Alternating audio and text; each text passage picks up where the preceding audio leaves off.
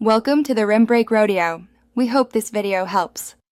You start by granting the camera permission and opening the scanner app so it can access live video. This is crucial. Align the barcode inside the frame and keep the phone steady. Small movements blur the scan. Once done, make sure the lens is clean and the environment has moderate light. Too bright causes glare, too dim reduces contrast. If you use Google Lens versus a dedicated app, the interface differs slightly, but the camera alignment steps remain the same.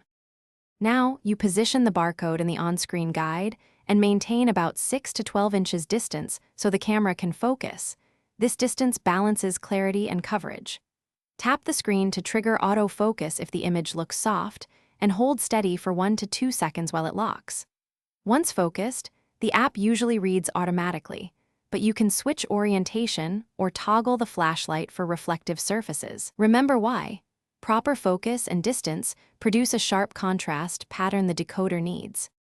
After the code captures, you verify the decoded value, copy it, open the URL, or view product info to confirm accuracy.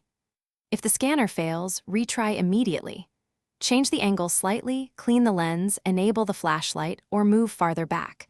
Glare and tight crops commonly block reads. If repeated attempts fail, type the numeric code manually or switch to another scanner app. That single troubleshooting tip: adjust angle and distance. Thanks for watching. Consider subscribing if we helped you.